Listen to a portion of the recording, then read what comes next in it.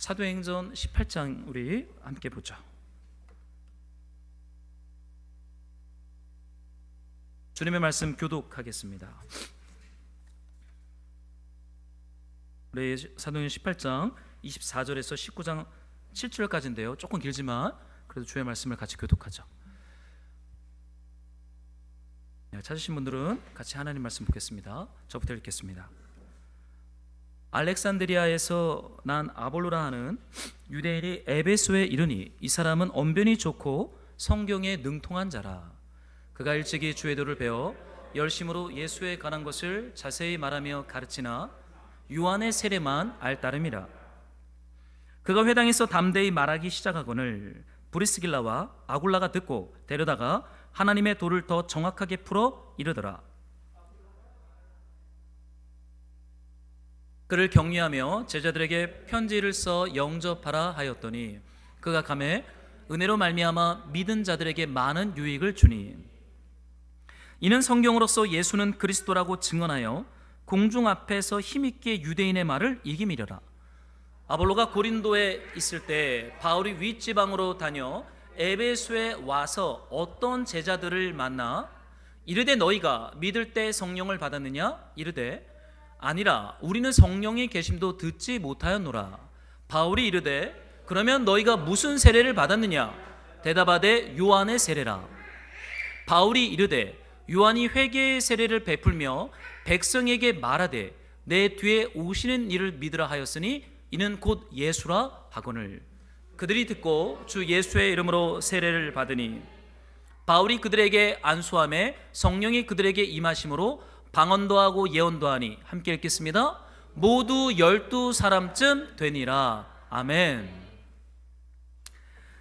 네, 우리 오늘은 9월 첫 주 우리 사도행전 55번째 성령 세례라는 제목으로 하나님 말씀 우리 함께 나누도록 하겠습니다. 한 주간 잘 강건하셨죠? 우리 아동부 전사님이 안 계셔서 우리 초등학생들도 여기서 예배드리고 있는데 그 뒤에 우리 아이들도 오늘 온가정 예배를 드리는데요. 우리 아이들한테 한번 좀 우리 축복과 사랑의 박수 우리 한번 보내드릴까요? 네, 그래요. 저희 교회가 그 다음 세대 교육부가 더 잘 세팅이 될 겁니다. 이제 하나님께서 하나님의 때에 더 좋은 아동부 어린이 공동체를 만드셔서 우리 아이들이 우리 정말 세례 요한처럼 예수님처럼 지혜가 자라고 키가 자라고 우리 주님 오실 길을 갈망하는 그런 믿음의 세대로 자라게 될 줄로 믿습니다. 네, 오늘은 우리 온가족 예배 성령 세례라는 제목으로 하나님 말씀을 나누고자 합니다. 바울이 2차 전도 여행이 끝났습니다. 고린도에서의 1년 6개월의 사역을 마치고 에베소에 잠깐 들렸다가 하나님의 뜻이면 내가 다시 오겠다라고 하는 약속의 말씀을 던지고는 이 수리아 안디옥에 갔다가 이제 준비가 되어서 이 3차 전도여행을 시작합니다. 3차 전도여행 속에서 이 에베소 이 사역이 진행이 되는데 이 에베소 도시 사역 속에서 울려 퍼지는 몇 가지 중요한 화두, 질문이 있어요. 그 질문은 이것입니다. 예수님의 이름으로 세례를 받았다는 것이 무엇을 의미하는가? 여러분 다 세례를 받으셨죠? 예수님의 이름으로 우리가 세례를 받았고 신자가 되고 성도가 되었는데 이 세례가 도대체 뭘 의미하는가? 두 번째는 예수님을 믿는다는 게 뭐냐라고 이 사도행전이 시작된 3차 전도 여행은 에베소 도시 안에서 우리에게 힘있게 증거하고 있습니다. 사랑하는 말씀으로 동역자 여러분, 예수님 믿는 게 무엇이고 예수님의 이름으로 세례를 받는다는 게 오늘을 살아가는 지금 이곳에서 우리에게 어떠한 모습이고 어떠한 메시지로 이것이 열매를 맺어야 합니까? 이 질문에 대해서 오늘은 좀 우리가 본문의 말씀을 묵상하며 우리 성령의 음성을 듣기를 좀 소망합니다. 오늘 우리는 좀 탁월한 한 사람을 만나게 돼요. 아볼로라고 하는 사역자입니다. 여러분 고린도 교회 안에 여러 가지 분열 문제가 있었는데 그 분열 문제 중에 하나는 나는 바울파다, 나는 아볼로파다, 나는 게바파다라고 하는 어떠한 사역자 라인을 따라 고린도 교회 성도들이 나는 바울파야, 나는 아볼로파야, 뭐 나는 누구파야 그러는 거죠.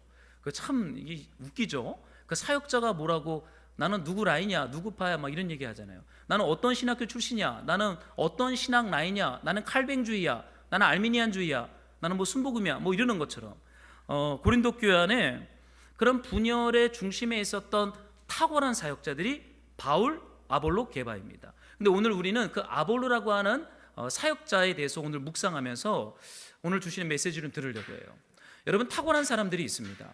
저도 이렇게 사역을 하다 보면 정말로 이렇게 태어날 때부터 사역자인 것처럼 준비된 사람들을 종종 만날 때가 있어요. 얼마나 타고난지 모르겠어요. 찬양 인도도 잘해, 설교도 잘해, 관계도 잘해, 일까지 잘해요. 야, 그런 분들 본 적 있습니까? 이 앞에 있습니다. 전혀 그렇게 안 보이세요? 제가 부목사 때 사역했던 걸 봐야 되는데, 연탄 배달, 쌀 배달부터 해서요, 제가 안 했던 일이 없습니다. 이 지역사회 섬김, 연탄 배달, 쌀 배달, 김치 배달, 제 개척하고는 절대 그런 거 안 하려고 해요. 너무 힘들어요. 설교 하나도 힘든데 무슨 연탄 배달이겠어요. 이제 석기 전사님이 그 사역을 하게 될 줄로 믿습니다. 근데 여러분, 이 아볼로는 설교를 굉장히 잘하는 사람이에요. 여러분, 설교가 기독교회의 어떠한 80% 이상을 차지하잖아요. 설교자가 누구냐에 따라 교회가 모이고 흩어지잖아요. 설교자가 시험 들어서 넘어지면 그 교회 해체되기도 하잖아요. 도대체 설교가 뭐냐고요. 근데 이 아볼로는 설교를 정말 잘했던 사람 같아요. 그를 성경은 이렇게 말해요. 이게 본문의 말씀해 봤더니 우리 여기 이 사도행전 18장에 이런 말합니다. 그는 언변이 좋고 성경에 능통한 자다라고 말을 해요. 언변이 좋다라는 건 뭐예요? 태어날 때부터 말을 잘한다는 거예요. 여러분, 설교는 일종의 수사학입니다. 전달을 잘해야 돼요. 성령의 감동을 따라 하나님의 말씀을 선포하는 것이지만 동시에 사람들이 들어야 되기 때문에 사람들의 눈높이야 이해할 수 있는 언어와 톤과 방법을 가지고 설교하는 것을 이 당시는 수사학이라고 말했어요. 이 아볼로는 이 수사학이 굉장히 탁월했던 사람입니다. 그래서 그가 어떠한 진리를 말하면 사람들이 감동을 받아 설득을 당했어요. 더욱이 그는 성경에 능통했습니다. 근데 오늘 본문의 말씀에 보면 그가 어디 출신이라고 말하고 있습니까? 알렉산드리아 출신이다. 여러분, 알렉산드리아가 어떤 곳이냐면 애굽의 수도입니다. 아프리카 이 북쪽에 있는 애굽이라고 하는 이 거대한 도시의 수도가 알렉산드리아예요. 근데 여러분이 그 성경을 좀 어색할 수 있겠지만 우리 목회자들이 보는 성경 중에 70인역이라는 게 있어요. 여러분, 구약 성경은 히브리어로 기록이 되었죠. 근데 그리스 헬라 문화에 익숙한 이방인들이 구약 성경을 보려면 어렵잖아요. 그러니까 이 알렉산드리아에 있던 알렉산드리아 학파가 히브리어 성경을 헬라어로 번역을 해놓았습니다. 이게 뭐냐면 70인역 성경이에요. 그래서 신약 성경도 헬라어로 보고 구약 성경도 헬라어로 보는 그 정도의 탁월한 학문성, 지성, 굉장한 집중력, 이 성경에 대한 열정을 가졌던 학파가 알렉산드리아 출신의 성경학자들이에요. 여러분, 아볼로가 어디 출신이라고요? 그 알렉산드리아 출신입니다. 하나님의 말씀과 성경 연구에 어떤 단체보다 집중했던 학파가 알렉산드리아 학파죠. 여러분, 우리 기독교회 중에 몇 개의 교단들이 있죠. 어떤 교회단들은 말씀을 중요시하는 교단이 있고요. 어떤 교단들은 성령의 사역을 중요시하는 교단들이 있습니다. 어떤 교단들은 믿음의 행함을 중요시하는 교단들이 있어요. 뭐 각각의 부르심이냐? 저는 잘은 모르겠지만 다 저는 말씀에 집중해야 된다고 생각합니다. 또한 성령에 집중해야 된다고 생각해요. 어떤과 하나를 취사 선택의 문제가 아니라 말씀과 성령과 믿음과 행함은 뗄래야 뗄 수 없는 온전한 복음의 하나죠. 어떤 교단은요, 사회 참여를 강력하게 하는 교단이 있죠. 여러분, 어떤 교단인지 아십니까? 기독교 장로교 한신대학교로 알려진 기장교단은 민주화 운동과 사회 참여에 굉장히 열정적으로 했던 신학교가 한신대학교잖아요. 문익환 목사님이 그 한신대학교의 어떤 시초 아닙니까? 그래서 한신대 출신들은요, 진짜 뭐 민주화 운동하는 곳들, 어떤 투쟁하는 곳들 가면 노동운동하는 곳들에 그 신학교 목회자들이 굉장히 많이 있어요. 근데 어떤 교단은 사회 참여에 전혀 관심을 갖지 않습니다. 오직 성령, 오직 말씀, 오직 기도를 말하는 교단들도 있습니다. 그러나 온전한 복음은 말씀과 성령과 행함이라고 하는 이 거대한 세 축의 그 균형성을 가진 것이 저는 온전한 복음이라고 믿어요. 나는 말씀파야, 나는 성령파야, 나는 사회참여파야, 뭐 잘 모르겠습니다. 저는 어떤 파인지 저를 좀 알아가고 있는 것 같아요. 여러분, 근데 이 아볼로는 알렉산드리아 학파입니다. 말씀에 집중했어요. 성경 연구에 집중했습니다. 또 성경은 말하기를 그를 성경에 능통한 자라고 말을 하고 있죠. 그가 설교하면요, 사람들이 설득을 당합니다. 여러분, 그러한 설교자를 뵌 적 있나요? 저는 성경을 정말 잘 가르치는 교수님 밑에서 성경을 배워본 적이 있어요.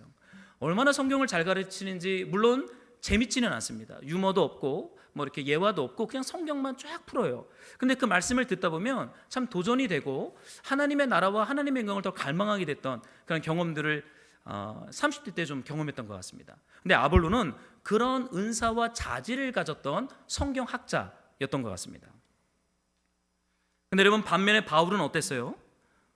바울은 언변이 좋았을까요? 고린도후서 10장 10절에 보면 고린도 교회 성도들이 바울을 이렇게 평가합니다.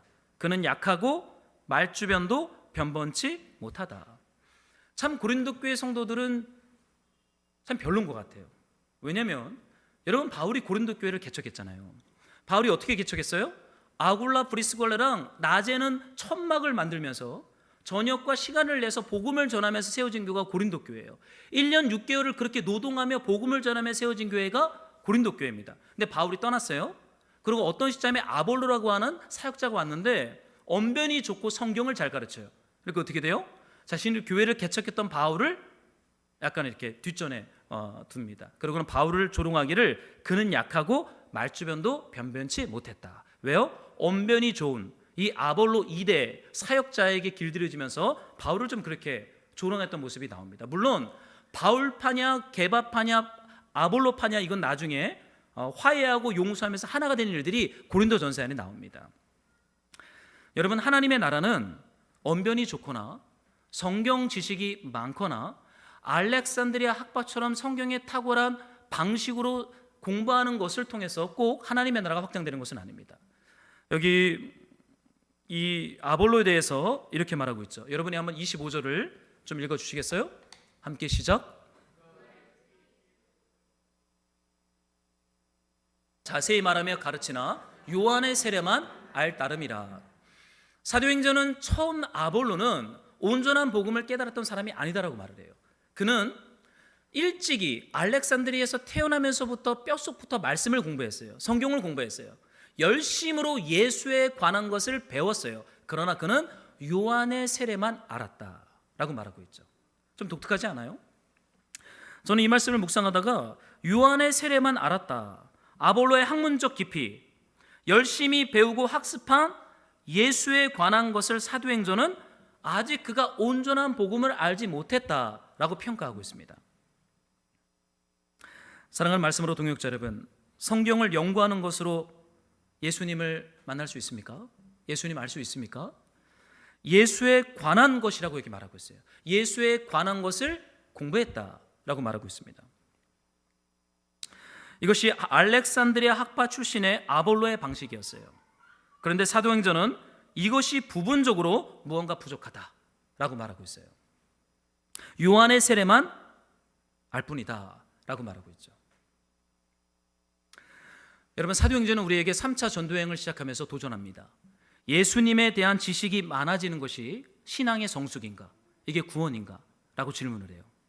성경 말씀을 많이 연구하는 것이 믿음의 목표인가? 라고 질문을 합니다. 여러분, 어떻게 생각하세요? 예수님에 대한 지식이 많아지는 것이 구원입니까?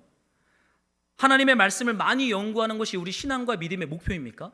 그렇다면 아볼로를 이렇게 부정적으로 여기에서 평가하면 안 돼요. 물론 아볼로는 나중에 온전한 복음을 알아서 고린도 교회와 소아시아 지역에게 말씀 사역자로 하나님이 힘있겠습니다. 그러나 지금은 아니래요. 아볼로는 요한의 세례만 알 뿐 참으로 성경이 가리키고 있는 예수께서 약속하신 세례는 아직 받지 못하였다라고 말하고 있죠.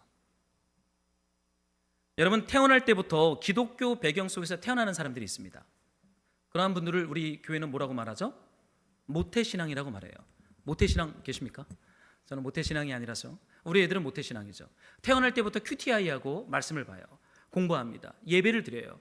그러나 성경은 이 지식과 학습이라고 하는 방식으로 예수를 아는 것은 부분적으로 알 뿐 아직 요한의 세례만 받았을 뿐 온전한 것은 아니다라고 말하고 있습니다. 여러분, 이 아볼로의 이야기가 19장까지 6절까지 나오고 있어요. 근데 이 19장 6절에 이런 말씀이 있어요. 이건 아볼로의 제자들에게 바울이 던진 질문입니다. 한번 여러분들이 6절을 좀 읽어주시겠어요? 함께 시작. 이게 아니죠. 2절입니다. 함께 읽을게요. 시작. 이르되 아니라 우리는 성령이 계심도 듣지 못하였다. 여러분, 아볼로의 제자들이 그 에베소 교회에 있을 때 아볼로에게 복음을 들었고 성경을 배웠습니다. 근데 바울이 에베소 도시에 도착해서 그들을 봤을 때 뭔가 부족한 거예요. 2% 부족한 거예요. 그때 바울이 그들에게 질문을 해요. 너희가 믿을 때 성령을 받았느냐라고 얘기합니다. 여러분, 좀 질문을 던질게요. 여러분, 예수님을 주와 그리스도라고 고백하려면 성령 받지 않고 이게 가능합니까? 불가능해요. 예수를 주님으로 하나님으로 고백하는 것은 성령이 우리 안에 오셨을 때 고백할 수 있어요. 말씀을 공부하거나 아무리 알렉산드리아 학파가 가르친 성경 연구 방식으로 성경을 분해하고 공부하고 알아가도 예수에 관한 것을 알 뿐이지 예수님과 연합되는 것은 아니에요. 예수님의 십자가 부활의 그 사랑이 우리 안에 깨달아지는 것은 아니에요. 오직 성령이 우리 안에 임하실 때 우리는 그 복음을 깨달을 수 있어요.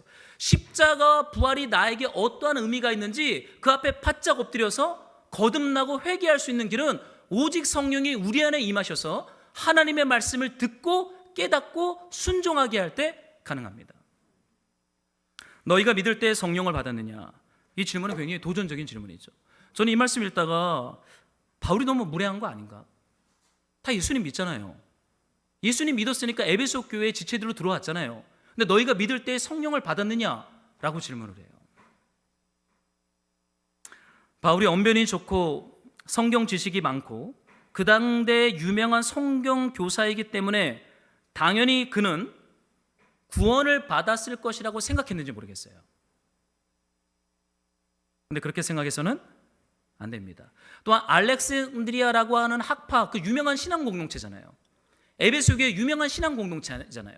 그 공동체에 속했기 때문에 당연히 구원이 나에게 있다라고 생각하는 것도 이 바울의 질문을 흔들고 있어요. 너희가 믿을 때 성령을 받았느냐? 믿음 좋은 부모님 밑에서 자란다는 것도 결코 나의 구원을 약속하진 않습니다. 각자가 성령을 받아 예수님 앞에 서는 것이 구원의 본질임을 이 바울은 도전하고 흔들고 있어요. 너희가 믿을 때 성령을 받았느냐? 물론 이 말씀을 가지고 성령의 은사적인 부분으로 연결하는 부분까지는 아직 이 본문이 말하고 있지는 않습니다. 구원에 대해서 말하고 있어요. 여러분, 우리 교회사 속에서 유명한 신학자 중에 아브라함 카이퍼라고 하는 목사님이 계세요. 혹시 들어보셨습니까? 네덜란드의 국부잖아요. 네덜란드에 수상까지 했고 이 암스테르담 자유대학교를 맡는 사람이 아브라함 카이퍼 목사님이에요. 네덜란드가 그 당시에 우상 숭배의 나라였는데 그 나라를 말씀의 기초 위에 세웠던 조직 신학자, 교회 개척자, 교회 개혁가. 그래서 이 네덜란드 신학을 공부하러 많은 목사님들이 네덜란드에 유학을 가기도 합니다. 이 아브라함 카이퍼의 사상을 공부하려고요. 근데 제가 이 아브라함 카이퍼 분의 자서전을 읽는데 이분이 이런 고백을 해요. 굉장히 위대한 분이고 똑똑한 분이고 잘난 분입니다. 굉장히 학업적으로 철학적으로 신학적으로 탁월한 분이세요. 성경신학자이면서 동시에 한 교단을 만든 사람이에요. 칼뱅주의를 비평하면서 새로운 교단을 만들었어요. 이게 아브라함 카이퍼 목사님이세요. 근데 그분이 30대 때 신학교를 졸업하고 네덜란드는 낙농업이 유명합니다. 낙농업을 하는 한 시골교회에 첫 부임을 해요. 목사로 작은 시골교회에 부임을 합니다. 생각해 보세요. 똑똑한 젊은 목사예요. 성경을 많이 알아요. 그리고 신학적으로 탁월합니다. 시골교회에 앉아서 그 시골 농부들에게 복음을 전해요. 날마다 뭐 힘있게 말씀을 전했겠죠. 근데 이분이 이상한 걸 보기 시작해요. 예배일을 끝나면, 여러분 예배 끝나면 우리 집에 가기 바쁘잖아요. 아닙니까? 저만 바쁜가요? 예배를 드렸는데 이 시골 낙농업 농부들이 움직이지를 않는 거예요. 그래서 아브라함 카이퍼 목사님이 축도를 끝나고 봤더니 중얼중얼 이 낙농업 어르신 목사 그 어른 이 성도님들이 기도를 하고 있는 거예요. 그래서 6개월 1년간 계속 그러는 거예요. 그래서 이 아브라함 카이퍼 목사님이 도대체 무슨 기도를 하나, 이렇게 설교를 들었으면 이제 세상 속으로 가면 되는데 가서 그 어른들의 기도를 우연찮게 듣게 됩니다. 그 기도의 내용이 뭐였냐면, 주님, 우리 카이퍼 목사님 거듭나게 하여 주시옵소서라는 기도였어요. 아브라함 카이퍼 목사님이 충격을 받습니다. 내가 목사고, 내가 신학자고, 내가 똑똑한 지성인인데, 내가 설교를 가르치고 있는데 저 낙농업, 농업하는 농부 되는 저들이 나의 거듭남을 위해서 기도하고 있는 거예요. 아브라함 카이퍼 목사님이 거기서 충격을 받아요. 도대체 거듭남이 무엇인가? 이분들이 중얼중얼거리는 그 기도가 무엇인가? 나는 복음에 대해서, 말씀에 대해서 말하고 있는데 이들은 거듭남에 대해서 내가 거듭나도록 목사를 위해 기도하고 있는 거예요. 그분이 그 자서전에 이런 고백을 합니다. 첫 번째 부임했던 시골교회에서 그 어르신 성도들의 기도를 통해서 내가 거듭났다. 이것이 네덜란드 개혁교회가 시작됐던 첫 번째 신학자의 회심이었고 거듭남 사건이었어요. 여러분, 지식이 우리를 구원합니까? 여러분, 지식이 우리 안에 있을 때 이 지식이 우리 안에 내재화되고 이것과 내가 상관되어지는 그 여정 속에는 성령이 반드시 역사해야 그 말씀 앞에 내가 누구인지 깨닫게 되는 거예요. 아무리 성경을 연구하고 알렉산드리아 학파 방식으로 성경을 분해하고 분석하고 연구할지라도 그 말씀이 지금 나에게 의미가 없다면, 성령이 이것을 깨닫게 해주지 못한다면 우리는 어쩌면 아브라함 카이퍼 목사님처럼 간절하게 그 구원을, 거듭남을 필요로 하는지 모르겠습니다. 저는 이 아볼로 이 설교가 참 독특하다는 생각이 들었어요. 아니, 어떻게 예수님을 믿는데 성령을 받지 않을 수가 있는가? 이거 참 역설적인 거거든요. 도대체 이 3차 전도여행에 던지는 복음의 메시지는 뭐냐? 우린 질문을 좀 던져볼 필요가 있어요. 우리가 받아야 할 진짜 세례가 무엇이냐? 질문을 던져볼 필요가 있어요. 여러분, 우리에겐 깊은 말씀 지식이 필요합니다. 동시에 우리에게 또 필요한 것은 예수 그리스도의 그 복음의 말씀 앞에서 그 말씀이 지식으로만 머물지 않고 내 영혼과 생각과 삶을 강타하여 내가 그리스도의 십자가 앞에서 멸망당할 진노의 자식인 것을 깨닫게 하시는 그 성령의 역사가 없다면 우리는 어쩌면 요한의 세례만 알 뿐 아직 성령의 세례는 받지 못한 것일 수 있겠습니다. 아볼로를 볼 때 그는 예수에 관한 지식은 많아요. 그 지식을 탁월한 성경 강해 방식을 통해 가르쳐요. 그러나 정작 본인은 요한의 세례만 알았을 뿐 예수께서 말씀하신 불과 성령의 세례는 경험하지 못했다라고 바울은 에베소 교회에서 아볼로와 그의 제자들을 고발합니다. 하나님 앞에 세웁니다. 그들의 구원을 위해서 간절히 기도합니다. 여러분, 어떠세요? 이 말씀이 좀 어떻게 다가오십니까? 이게 여러분에게 혹시 불편함으로 다가오십니까? 아니면 갈망으로 다가오십니까? 에베소서에 이런 말씀이 있어요. 우리 한번 성경을 좀 찾아볼까요? 에베소 1장입니다. 1장 13절. 성령께서 하시는 일에 대해서 말씀하고 있어요. 에베소 1장 13절입니다. 제가 좀 읽어드릴게요. 그 안에서 너희도 진리의 말씀 곧 너희의 구원의 복음을 듣고 그 안에서 또한 믿어 약속의 성령으로 인치심을 받았으니. 여기 성령의 인치심이라는 말씀이 나와요. 우리가 이번 주 계속 에베소서 묵상하고 있죠. 저는 이 말씀이 굉장히 저에게 좀 은혜의 말씀으로 한 주간 좀 다가왔었어요. 여러분, 성령께서 하시는 것은요, 하나님의 말씀을 듣게 합니다. 구원의 복음의 말씀을 듣게 하세요. 그리고 그 복음의 말씀을 깨달아 믿게 합니다. 여러분, 이것이 성령의 인치심, 성령의 사역 혹은 성령의 세례라고 말을 하고 있어요. 여러분, 성령님은요, 죄에 대하여, 의에 대하여, 심판에 대하여 증언하시는 하나님이세요. 우리 예수님 십자가에서 죽으시고 부활하신 후 천상 보좌에 앉으셨죠. 그리고 요한계시록에 보면 그분이 어떤 일을 하십니까? 이 땅에 성령을 파송하십니다. 성령을 보내세요. 그 성령 받은 공동체가 교회이고 성령 받은 사람들을 성경은 성도라고 말합니다. 왜요? 성령이 없이는 하나님의 말씀을 들을 수도 없고 깨달을 수도 없고 믿을 수도 없고 그 말씀에 순종할 수도 없기 때문인 거죠. 그래서 저는 이 말씀 묵상하다가 천상 보좌에 계신 이 하나님에 대한 표현을 7 눈을 가졌다라고 말을 해요. 이 성령의 파송에 대해서. 눈이 많아요. 온 천하를 두루두루 볼 수 있고 감찬할 수 있는 눈입니다. 눈이 하나만 아닌가 7 눈이래요. 이 성령을 표현하는데 계시록은 묵시적 언어로. 여러분, 눈이 하나는 한 축밖에 못 보죠. 근데 사방에 7 눈이 있어요. 7은 완전 숫자입니다. 뭘 의미하는 것일까요? 우리 예수님은요, 죽으시고 부활하시고 승천하신 후 이 땅에 사랑하는 주의 백성들에게 성령을 파송하기 위하여 누구보다 갈망하고 열망하고 있음을 7개의 눈을 통해서 그림 언어로 설명하고 있는 거예요. 여러분, 우리 가끔 그런 생각하잖아요. 예수 믿는 게 너무나 어려운 것이고 말씀을 깨닫는 게 너무나 어려운 것이라고 생각할 수 있는데 그렇지 않아요. 우리 예수님이 십자가 죽음과 부활을 통하여 인색하게 우리에게 성령 충만을 주지 않습니다. 7개의 눈으로 세상을 두루 감찰하면서 우리에게 성령을 파송하세요. 그 성령으로 말미암아 하나님의 말씀을 듣고 깨닫고 하나님의 백성으로서 주님을 따라가는 교회로, 구원받은 자로 저와 여러분들을 추수하기 위함이죠. 성령이 임하면 말씀이 육신이 되는 은혜를 경험해요. 여러분, 말씀이 육신이 되는 것이 구원입니다. 말씀의 지식이 우리의 안에 머무는 것으로만 끝나는 것이 아니에요. 그 말씀이 육신이 돼요. 우리의 감정과 생각과 온 삶을 통치하고 다스려요. 이게 성령께서 하시는 사역입니다. 어쩌면 아볼로는 알렉산드리아 학파의 방식을 따라 성경을 깊이 연구했던 것 같아요. 탁월한 사람이에요. 정말로 위대한 사람입니다. 그러나 말씀을 깨닫게 하시는 성령의 내주하심에 대해서는 못 들었어요. 알지 못했어요. 너희가 믿을 때 성령을 받았느냐? 바울이 질문했을 때 그들이 이렇게 해갑니다. 아니라 우리는 성령이 계심도 듣지 못하였노라 라고 말을 합니다. 독특하죠. 말씀이 우리 안에 들려지고 그 말씀이 깨달아져 믿음으로 순종되어지도록 하시는 성령의 사역이 우리 예수님의 죽음과 부활을 통해서 우리 안에 힘있게 일어난 줄로 저는 믿습니다.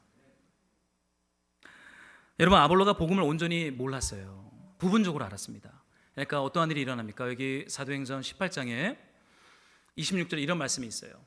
아볼로가 성경에 능통한 자로서 성경을 회당에서 강론하기 시작합니다. 담대히 말하기 시작하거늘, 그런데 그 아볼로의 설교를 누가 들어요? 브리스길라와 아굴라가 들어요. 바울은 안디옥으로 갔어요. 이제 2차 전도 여행을 보고하러. 지금 브리스길라, 아굴라 부부만 에베소에 남아 있습니다. 근데 아볼로의 설교, 이 탁월한 성경 강의 설교를 이 두 천막쟁이 부부가 듣습니다. 그러면 어떡합니까? 아볼로를 데려다가 하나님의 도를 더 정확하게 풀어 아볼로에게 복음을 가르칩니다. 저는 이 말씀 묵상하다가요, 참 독특하죠. 여러분, 오늘날로 말하면 아볼로는 설교자일 수 있어요. 신학자일 수 있어요. 성경 교사입니다. 그런데 설교자이면서 성경 교사이고 지도자가 회당에서 말씀을 가르쳤는데 그 말씀이 온전하지 않다는 것을 천막쟁이 부부가 깨닫고는 그 목회자를 데려다가 마음 상하지 않도록 은밀한 곳에서 하나님의 도를 정확하게 풀어 가르쳤다라는 겁니다. 여러분, 어때요? 오늘날로 설명하면 그거예요. 제가 여기서 말씀을 전했는데 한 청년이 저를 불러다가, 목사님, 지금 말씀이 조금 이상합니다. 복음이 좀 으그러진 것 같습니다 하면서 저에게 한 청년이 복음을 올바로 깨닫게 해주는 사건으로 이 사건을 봐도 거의 다를 수 없어요. 근데 여러분, 이 아볼로가 참으로 겸손했던 것은 이 브리스길라 아굴라의 권면과 말씀을 깨닫게 해주시는 이 하나님의 도를 풀어주는 이 메시지를 아볼로가 받아들였다는 거예요.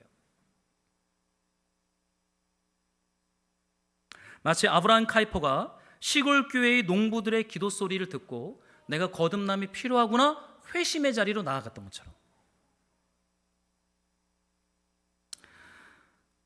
단순하고 초라한 기도문, 말씀에 대한 권면을 듣고 우리가 옳았다고 생각했던 모든 아성들이 무너집니다. 내가 진노의 자식이었고 멸망당할 절벽 위에 서 있는 긴급한 사람이었다는 것을 여기서 아볼로가 깨달아요. 아, 나에게 구원이 필요하구나. 나에게 온전한 복음이 필요하구나. 내가 거듭나는 것이 필요하구나. 아볼로가 깨닫습니다. 여러분, 누가 아볼로를 온전한 복음과 말씀 가운데로 인도했어요? 천막을 만드는 브리스길라 아굴라 부부예요. 신학자들이 아니었어요. 성경학자들이 아니었어요. 여러분, 이 당시 그리스 로마에서 손으로 노동하는 거는요, 천박한 거예요. 지금이야 직업에 규천이 없지만 이 당시만 해도 앞치마를 입고 가죽을 염색하고 가죽으로 천막들 만들고 지갑들 만들고 옷도 만드는 일은 진짜 천박한 사람들이 하는 노동이었어요. 그 천박한 노동을 하는 아굴라 브리스길라 부부가 이 아볼로를 부르다가 당신 말씀을 잘 모릅니다. 아직 하나님의 사랑을 온전히 모릅니다. 당신 성령에 대해서 모릅니다 라고 권면하며 하나님의 대를 온전하게 풀어줬더니 아볼로가 겸손함으로 그 말씀을 받아 온전한 복음의 자리 가운데 나아가게 됩니다. 그 견고한 지성과 축적된 지식으로부터 누가 아볼로를 가난하게 만들 수 있겠어요? 여러분, 심령이 가난해지지 않고서는요, 복음이 들어가지 않아요. 내가 알고 있던 지식과 내가 했던 경험과 알렉산드리아 학파와 성경에 능통했다라고 하는 그 지식이 가득하면 이 브리스길라 아굴라가 말하는 복음이 복음으로 들리겠냐고요. 우습게 들리죠. 근데 저는 이 말씀 보다가 좀 독특했던 게 남편과 아내 이름이 바뀌었어요. 고린도전서에 우리 사도행전에 보면 아굴라 브리스길라였는데 아내인 브리스길라와 아굴라라고 나와 있습니다. 이것이 뭘 의미하냐면 사역적 리더십이 남편에서 아내로 바뀌었다는 거예요. 브리스길라가 에베소 교회의 지도자입니다. 여성이 아볼로를 데려다가 말씀을 가르쳐요. 여러분 디모데전서와 고린도전서에 보세요. 여성에 대해서 뭐라고 말해요? 조용해라 그래요. 디모데전서에 보면은 교회에서 말하지 말라고 말합니다. 그래서 어떠한 교단들은 이 말씀에 기초해서 여성 목사 한 수를 안 줘요. 그런 교단 보셨습니까? 저희는 통합교단은 여성 목사가 있어요. 그러나 우리 장로교단 몇 개는 아직 없습니다. 왜냐하면 이 말씀 때문이에요. 여성은 교회에서 잠잠하라 라는 말씀 때문에 여성 목사 한 수를 안 줍니다. 이제 가을에 총회가 있는데 제 신문을 봤더니 합신교단, 고신교단, 합동교단의 여성 사역자들이 총회에서 이렇게 시위를 하고 있더라고요. 이제 여성 한 수를 통과시켜라. 이거 오래된 싸움이에요. 이거 빨리 통과해야 됩니다. 여성에게 목사 안수를 안 준다는 것은 전혀 성경적이지 않아요. 이미 초대교회는 여성이 지도자들이었어요. 브리스길라가 아볼로를 데려다가 하나님의 정확한 도를 가르쳐요. 여러분이 아볼로라면 어떻겠어요? 자존심이 상하겠습니까? 안 상하겠습니까? 상해요. 노동자예요. 더욱이 여성이에요. 그 사람이 나에게 와서 당신의 복음은 틀렸습니다. 으그러졌습니다. 온전한 말씀을 들으십시오 라고 권면하는 거예요. 여러분 성령은요 온전한 말씀을 깨닫게 하시고 구원하기로 작정한 사람에게 주시는 은혜가 뭔지 아십니까? 마음을 가난하게 하여서 천박하고 비천한 노동자와 여성이 말하는 그 당시의 표현입니다. 지금은 아니에요. 지금은 여성들은 위대합니다. 남자들이 설거지합니다. 지금은 통하지 않아요. 근데 이 당시에는 여성들은 정말 천박한 부류였어요. 그러니까 여성은 발언권이 없어요. 교회에서 조용하라 그러잖아요. 지금 그랬다면 어떻게 돼요? 칼 맞습니다. 진짜 칼 맞아요. 집에서 교회에서 여성들 조용하시오. 그 큰일 납니다. 살 수가 없어요. 남자들이 잠잠함으로 설거지하고 음식물 쓰레기 갖다 버리고 교회를 청소해야 됩니다. 저는 이게 진리인 줄 믿어요. 누가 아멘 했어요? 저는 이 말씀 보다가요 아볼로 참 대단하다. 자존심 진짜 상할 것 같아요. 저한테 만약에 어떤 자매 청년이 와서 목사님 설교 비성경적이에요. 그 말씀에서 벗어났어요. 성령이 없어요. 이렇게 말하면 어떻게 하겠어요? 눈 뒤집어집니다. 제가 참겠습니까? 너 누구야? 이제 이렇게 하지 않겠어요? 사람이니까. 권위 따지지 않겠어요? 질서 따지지 않겠어요? 근데 아볼로 어떻게 해요? 내가 틀렸군요. 내가 몰랐군요. 하나님의 도를 좀 가르쳐 주십시오. 그랬더니 여성 사역자 브리스길라가 요한의 세례와 성령의 세례를 예수님의 세례를 풀어서 가르칩니다. 그러고는 아볼로가 온전한 복음을 알고는 어디로 가요? 아가야, 고린도 교회로 파송을 받는 거예요. 그리고는 바울의 빈자리 고린도 교회를 말씀으로 힘있게 세워요. 바울은 심었고 아볼로는 뭘 했어요? 물을 주었어요. 누가 자라게 했어요? 교회를? 하나님이 자라게 했어요. 이 하나님의 사역에 온전하게 동참했던 사람이 누구예요? 아볼로예요. 그를 누가 깨닫게 했어요? 천막쟁이 여성 브리스길라가. 저는 이 말씀 묵상하다가요 하나님이 어떠한 한 사람을 구원하기로 작정하잖아요. 그럼 그에게 겸손함을 주세요. 그의 마음에 가난함을 주세요. 꼬맹이가 전하는 말씀을 듣고 회심해요. 천박한 노숙자가 전하는 말씀을 듣고 예수께 회개하는 거예요. 그러니 기독교는 학식이 아니에요. 지식이 아니에요. 그리스도께서 구원하기로 작정한 자에게 하나님이 가난한 마음을 주셔서 천박하다라고 말하는 사람이 설교하는데 그 설교 앞에 온전한 복음을 깨닫는 것이죠. 얼마나 이거 가난한 마음입니까? 여러분 영혼이 가난해지지 않고서 하늘에 속한 신령한 복을 받을 수 없어요. 영혼이 가난해지지 않고서는. 심령의 가난함이 지식의 부유함보다 낫습니다. 여러분 심령의 가난함을 잃어버리지 마세요. 그러면 언제든지 말씀의 지식은 들어올 수 있어요. 그러나 심령이 완고해지면 나는 더 이상 배울 것이 없어, 나는 온전해다라고 말한다면 브리스길라가 와서 말하는 것은 아줌마의 떠드는 소음소리가 되는 거예요. 그런 자에게 어떻게 하나님이 하나님의 일을 맡기겠습니까? 주님이 아볼로에게 고린도 교회를 맡긴 이유는 그가 겸손함으로 마음을 깨트려 다가오는 하나님의 말씀을 저 천박한 여성의 소리 앞에서 자복하여 회개하고 거듭나는 성령의 자리 가운데 믿음으로 들어간 것이죠. 저는 이 말씀 너무 놀라웠어요. 이것이 3차 전도여행이 시작되면서 던진 질문에 대한 하나님의 메시지입니다.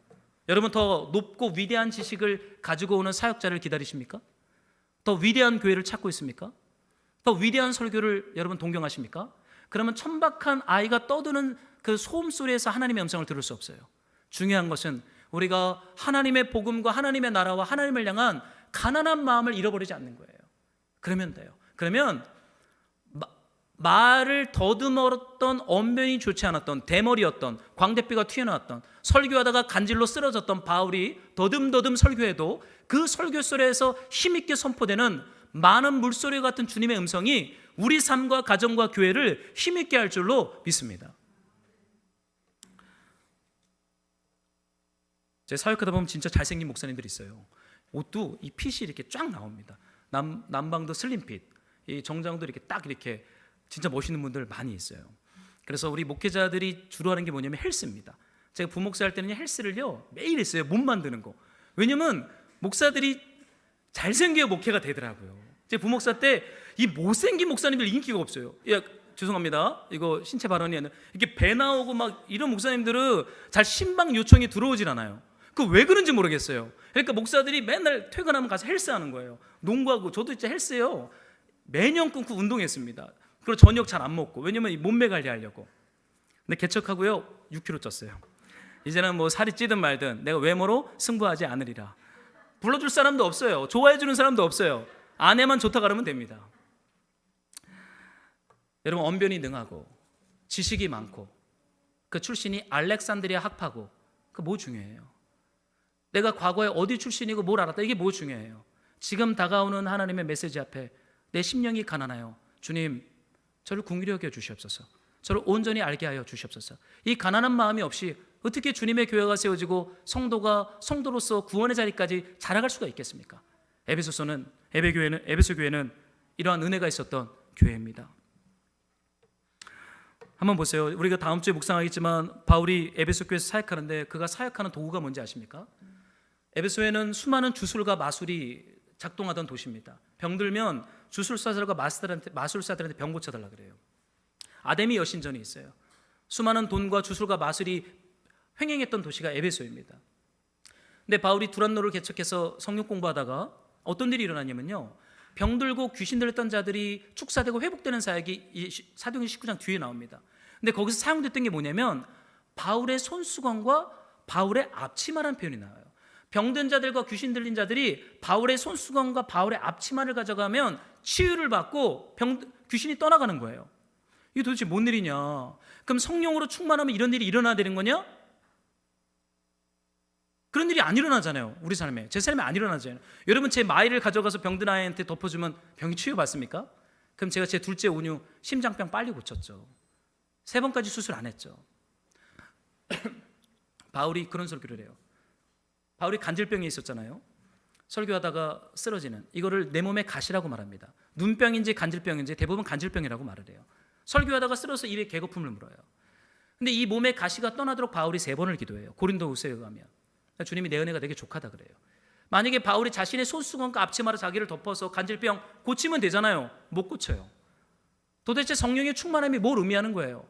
보세요. 하나님은 브리스길라라고 하는 천막쟁이 여성을 통해서 아볼로를 흔들어 깨웠어요. 에베소 도시를 흔들어 깨웠던 바울의 선교 도구가 뭐였어요? 천막을 만들 때 입었던 가죽 치마. 여러분, 가죽을 세공하려면 앞치마를 입어야 돼요. 염색도 해야 되고 가위도 잘라야 돼요. 그리고 몸에서 땀이 나기 때문에 손수건이 있어야 돼요. 누가 봐도 천박한 육체 노동자들이 쓰는 쓰레기예요. 앞치마 쓰레기통에 버려야죠. 그런데 성령이 무엇으로 에베소 도시를 주술과 마술로부터 흔들어 깨웁니까?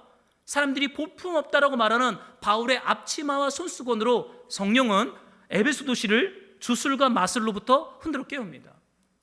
그래서 여러분, 우리는 과연 위대한 지식이 뭐냐, 과연 위대한 것이 무엇이라는 질문 앞에 브리스길라를 선포되어지는 복음, 바울의 손수건과 천막 앞치마를 통해 선포되어지는 이 성령의 사역, 우리는 잊으면 안 돼요.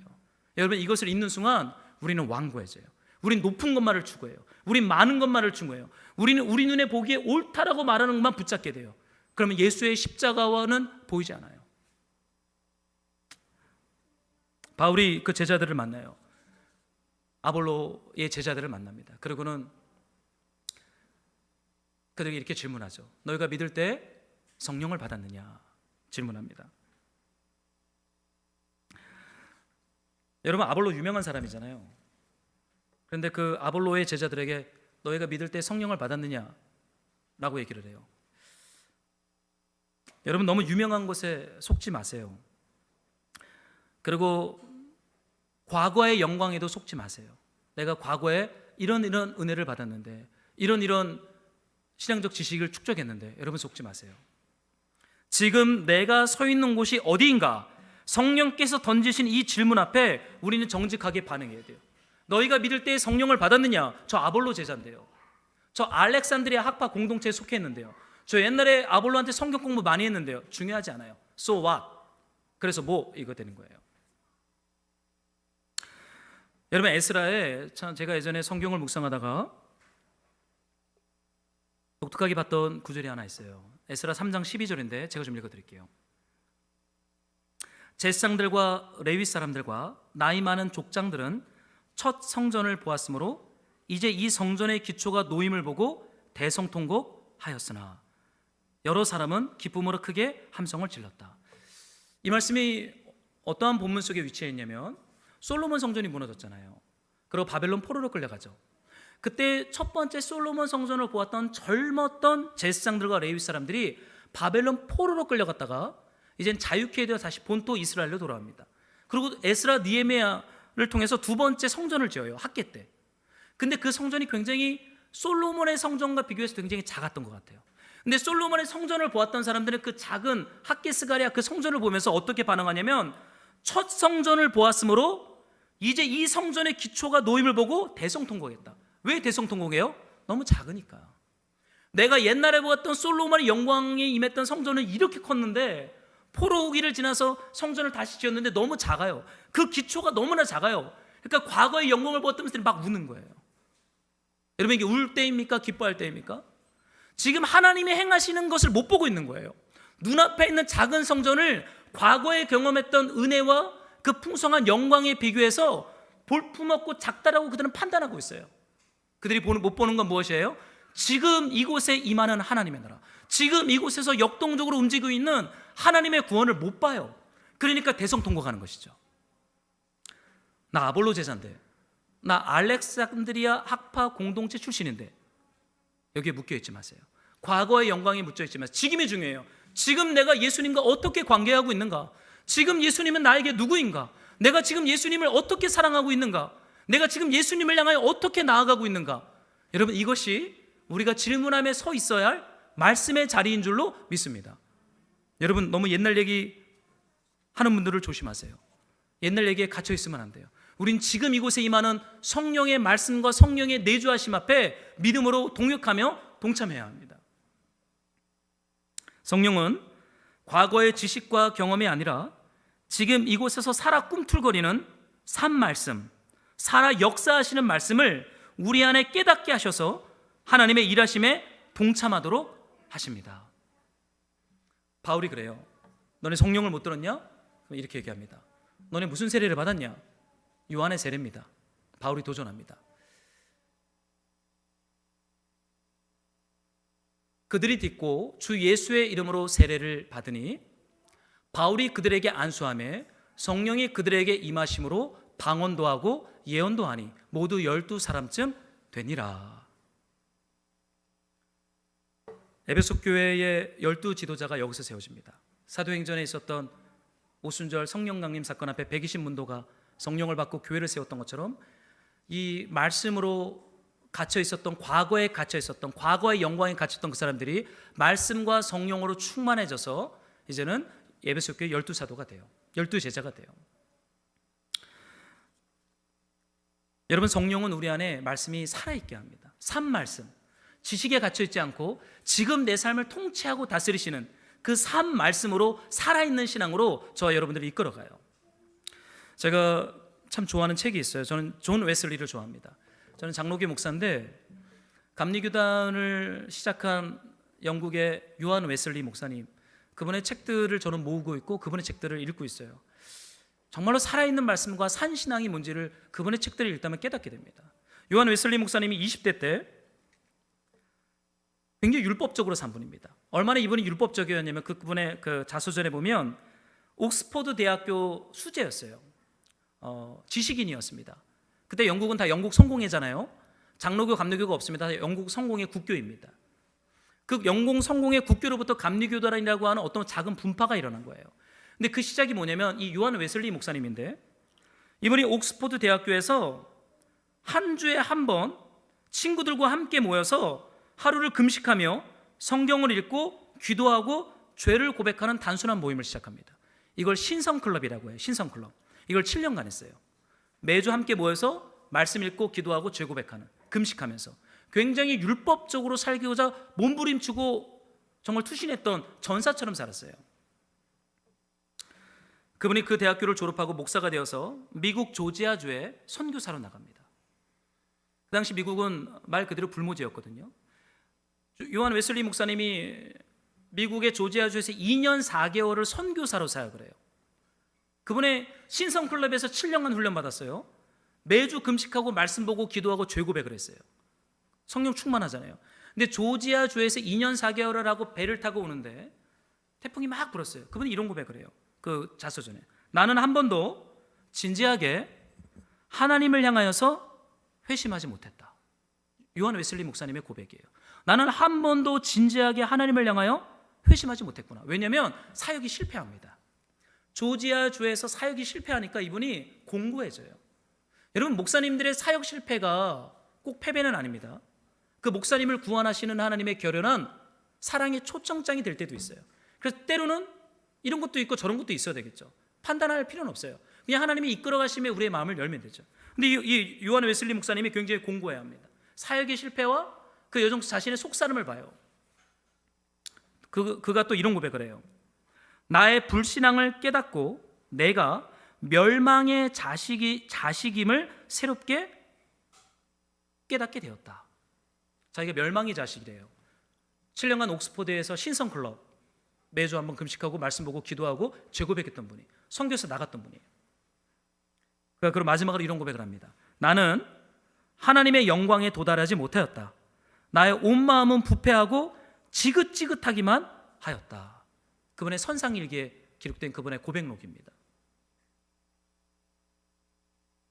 근데 그 책에 의하면 그 배에서 이분이 굉장한 자살 충동까지 느꼈던 것 같아요. 근데 그 흔들리는 배 위에 모라비안 여러분 들어보셨습니까? 얀 후수, 종교개혁자 얀 후수의 후예들이에요. 그들은 제세례파라고 불립니다. 영국 성공회가 유아 세례를 인정했는데 이 제세례파 얀 후수의 제자들은 유아 세례는 이단적이다라고 영국 성공회랑 싸우는 거예요. 그리고는 자기 아이들이 커서 다시 제세례를 줘서 제세례파라고 합니다. 그 영국 성공회가 굉장히 그때 악했어요. 이 얀 후수의 후예들을 불태워 죽입니다. 유아 세례를 인정하지 않아? 제세례파 이단이야. 다 죽여버리는 거예요. 이 제세례파의 후예들이 침례교예요. 침례교는 유아 세례를 인정하지 않습니다. 교단마다 신학이 좀 다른데, 그런데 이 얀 후수의 후예들이 영국 성공회로부터 고난을 많이 받으니까 이 얼굴까지 가리는 두건 모자를 쓰고 돌아다녀요. 그래서 모라비안이라고 하는데 이렇게 코랑 입 밖에 보이잖아요. 이렇게 둘러쌉니다. 수도사들처럼 두세 사람이 돌아다니면서 전도하고 선교합니다. 근데 그 모라비안 몇 명이 그 배에 타고 있었던 거예요. 폭풍이 불고 비가 내리치는데 이 요한 웨슬리 목사님은 두려워하고 자괴감에 빠지고 자신의 속사람의 이 부정함 앞에서 탄식하고 있는데 모라비언들이 동그랗게 앉아서 배 위에서 주님을 찬양하고 있는 거예요. 이 퀘이커 교도라고 합니다. 왜 퀘이커라고 하냐면 몸을 살짝 이렇게 흔들어요. 그들은 찬양하고 기도할 때 몸을 이렇게 흔들면서 찬양합니다. 그래서 퀘이커 퀘션, 여기서 큐큐가 나왔죠. 배 위에서 지루하니까 몇 가지 질문을 가지고 그들이 토론하고 나눔해요. 이게 모라비안들의 어떤 문화입니다. 몸을 이렇게 흔들면서 찬양하고 기도하니까 요한 웨슬리 목사님이 그들을 보고는 저들은 누구냐? 저런 내적 평안과 저 평안함은 어디로부터 온 것이냐 충격을 받습니다. 그럼 영국으로 돌아와서 모라비안들의 모임에 가서 마틴 루터 목사님의 로마서 주석 서론을 모라비안 청년이 읽는 그 글을 듣다가 이 요한 웨슬리 목사님이 회심해요. 하나님의 말씀과 십자가 부활이 그분 안에 실제가 되어서 깨닫게 여집니다. 내가 멸망을 당할 진노의 자식이었고 그리스도의 십자가가 나를 구원했구라고 하는 이 깨달음 앞에 거듭나면서 시작된 것이 뭐냐면 감리교 운동입니다. 작은 교회 운동. 신성클럽을 본따서 회사나 직장이나 가정에서 두세 사람이 모이는 이 신성클럽, 작은 속회라는 모임을 통해서 감리교 운동이 전 세계화돼요. 일종의 선교 운동이었죠. 사랑하는 말씀으로 동역자 여러분, 성령의 내주하심과 성령의 갈망과 성령의 충만함을 사모하세요. 성령은 인색한 분이 아니세요. 성령은 얼마든지 우리가 하나님의 말씀의 깊은 자리 가운데 들어오도록 우리를 붙잡아 줍니다. 우리를 초청합니다. 우리를 깨닫게 하십니다. 우리를 거듭나게 하십니다. 우리를 하나님을 바로 알게 하십니다. 저는 그 은혜가 이 9월 한 달 이 3차 전도여행을 시작하는 여정 속에 아볼로에게 임했던 것처럼, 아볼로의 제자들에게 임했던 것처럼 저와 여러분의 심령 가운데도 이 성령의 충만한 세례가 충만하게 임하기를 예수 그리스도의 이름으로 기도하며 소망합니다. 우리 이 말씀을 붙잡고 좀 함께 기도하기를 원합니다.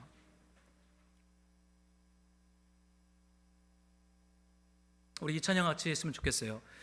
우리 성령의 충만함에 대한 찬양 고백하고 우리 한번 같이 합심 기도하죠.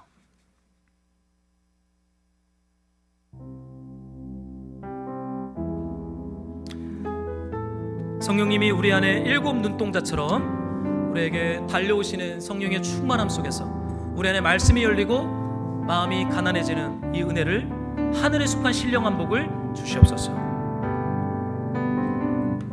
허무한 시절 지날 때,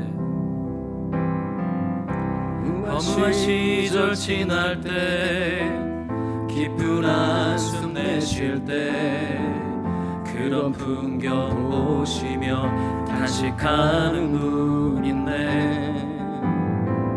고와 같이 너희를 버려두지 않으리.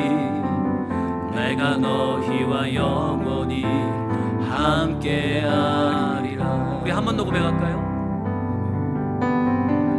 허무한 시절 지날 때, 깊은 한숨 내쉴 때, 그런 풍경 보시며 단식하는 분 있네. 고와 같이 너희를 버려두지 않으리. 내가 너희와 영원히 함께하리라. 성령님 오셨네. 성령이 오셨네. 성령이 오셨네. 내 주에 보내신 성령이 오셨네. 우리 인생 가운데 친히 찾아오셔서 그 나라 꿈꾸게 하시네. 억눌린 자, 갇힌 자, 자유함이 없는 자, 귀한 처가 되시는 성령님 계시네. 주의 영이 계신 곳에 참 자유가 있다네. 진리의 영이신 성령이 오셨네. 성령님 오셨네. 성령이 오셨네. 성령이 오셨네. 내 주에 보내신 성령이 오셨네. 우리 인생 가운데 친히 찾아오셔서 그 나라 꿈꾸게 하시네. 성령이 오셨네. 성령이 오셨네. 성령이 오셨네. 내 주에 보내신 성령이 오셨네.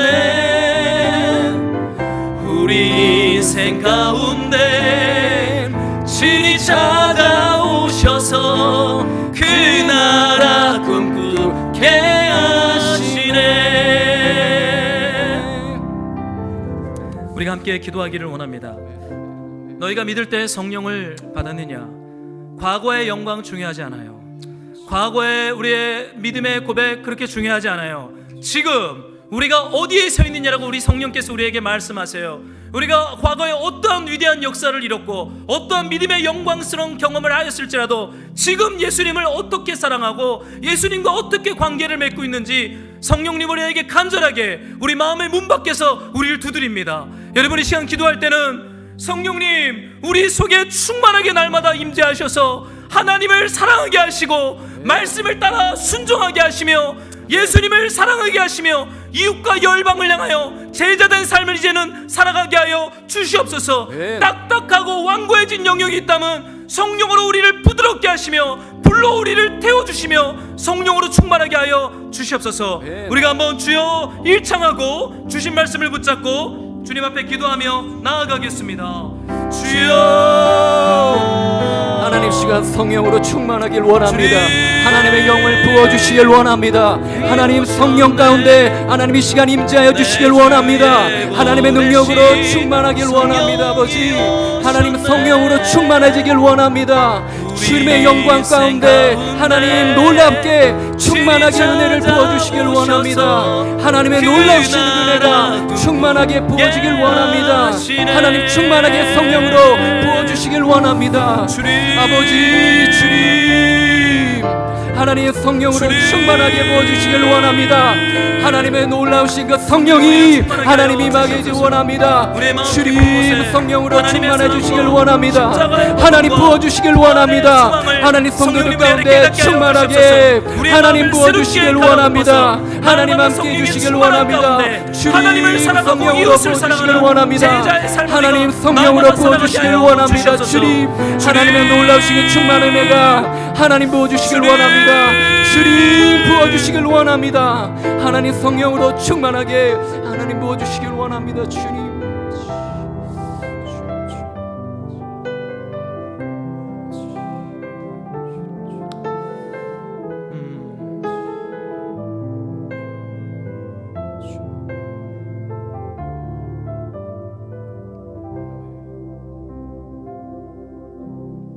사랑하는 주님, 우리 안에 날마다 하나님의 성령으로 우리를 충만하게 하셔서 주님을 향한 사랑과 이웃을 향한 사랑이 메마르지 않도록, 말씀이 과거의 지식에 머물지 않고 오늘 지금 이곳에 우리를 통치하고 다스리시는 살아있는 예수님의 말씀으로, 삶 말씀으로, 살아있는 믿음으로 성령님 우리 안에 열매 맺고 역사하여 주시옵소서. 우리로 하여금 예수님 앞에 더 가까이 나아가지 못하도록 하는 교만함과 완고함은 성령의 말씀 앞에 깨어지게 하시고 어린아이의 목소리와 프리스길라의 목소리와 앞치마와 손수건 앞에서도 주님의 음성을 들을 수 있는 심령의 가난함, 그 가난함의 복을 우리 안에 충만하게 하여 주시옵소서. 새 일을 준비하고 있고 행하고 계신 우리 주님을 예배합니다. 주님 예배하는 마음으로 예물을 봉헌하오니 아버지 받으시고 잃어버린 영혼들이 주님 앞에 돌아오는 선교의 도구가 되게 하시며 우리가 모든 영역에서 하나님의 주권과 통치를 실현하고 순종하는 언약 백성의 열매가 우리네 삶에 날마다 맺히게 하여 주시옵소서. 우리 예물을 기쁘게 흠양하신 주님을 찬양합니다. 예수 그리스도의 이름으로 기도드렸습니다.